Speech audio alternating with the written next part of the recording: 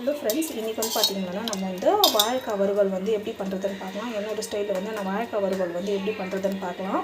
So நம்ம வந்து பார்த்திங்கன்னா ஆயில் வந்து போடுறோம். நல்லா வந்து காய்ட்டும்.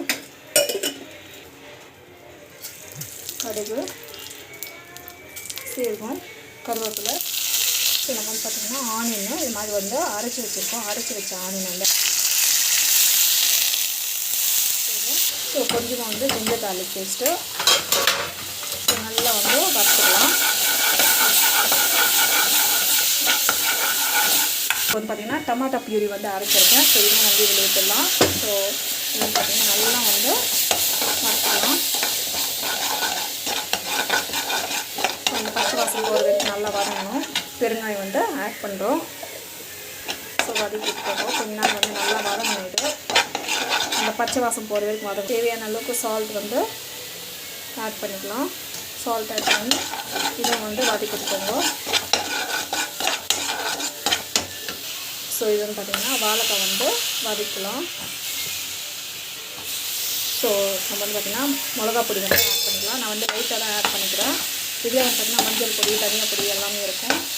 ஸோ ஜஸ்ட் வந்து இப்படி ஃப்ரை பண்ணி வச்சுக்கோங்க. சூப்பராக இருக்கும் டேஸ்ட்டு. நான் மிக்ஸி கலந்த வாட்டரே வந்து இது வந்து ஆட் பண்ணலாம். அந்த அளவுக்கு போதும். சூப்பராக வந்து ரெடி ஆகிடும்.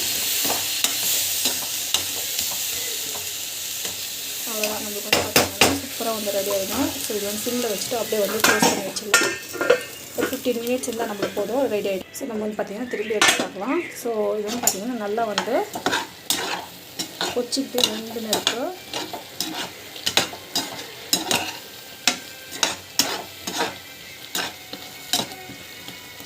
சூப்பராக இருக்கும். இது டேஸ்ட்டு வந்து ஆஃப் பண்ணிட்டோம். ஸோ இந்த மாதிரி வந்து லிக்விடாக இருந்தால் தான் வந்து டேஸ்ட் நல்லாயிருக்கும். ஸோ சப்பாத்திக்கு இல்லை பூரி சாப்பிட்டு எல்லாமே வந்து பர்ஃபெக்டாக இருக்கும். ஸோ வீட்டில் வந்து ஹெல்த்தியாக ரெடி ஆகிடுச்சு.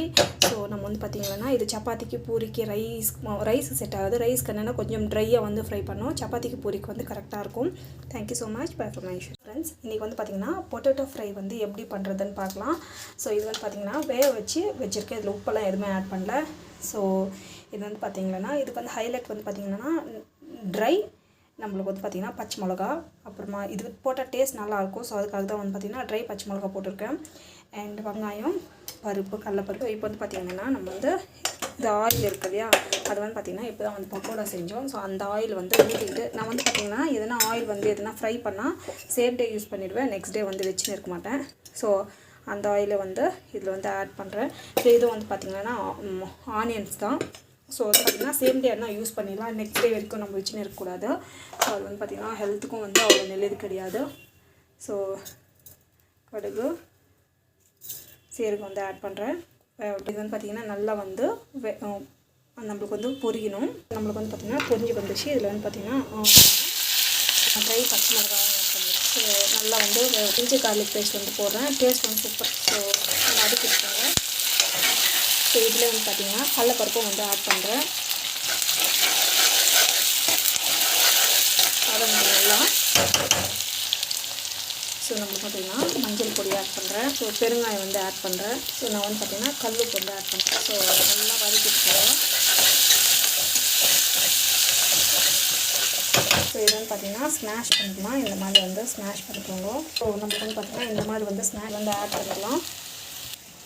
ஸோ இது வந்து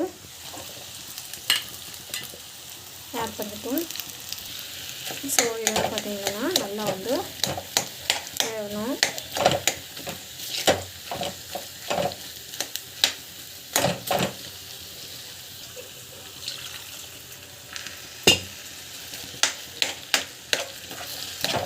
நல்லா வந்து வேகட்டும். நல்லா வந்து ஆல்ரெடி வெந்தது வாசி ஒரு 10 to 15 மினிட்ஸ் வரைக்கும் வந்தால் போதும். நமக்கு வந்து சூப்பராக வந்து ரெடி ஆகிடும்.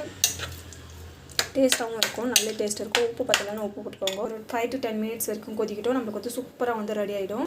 ஸோ நம்மளுக்கு வந்து பார்த்திங்கன்னா இந்த மாதிரி வந்து சலசலாக வந்து கொச்சினது ஒரு 5 to 10 மினிட்ஸ் இருந்தால் நம்மளுக்கு வந்து ரெடி ஆகிடும். வந்து க்ளோஸ் பண்ணி வச்சிடலாம்.